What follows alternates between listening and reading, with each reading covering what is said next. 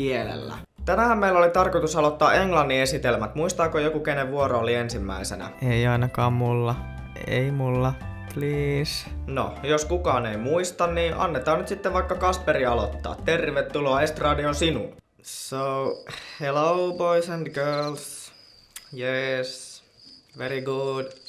Ei tästä ole oikeesti mitään. Siis se oli aivan hirveetä. Ja mullakin on aina ollut mun mielestä silleen niinku hyvä kielipää, että mä osaan puhua kieliä. Mut sitten kun on joku tommonen tilanne, että sun pitää niinku koko luokan edessä kertoa jostain oikeesta asiasta, niin ei tule sanaa suusta. Pysyykö mä laskuisanan mukana? 8. asia.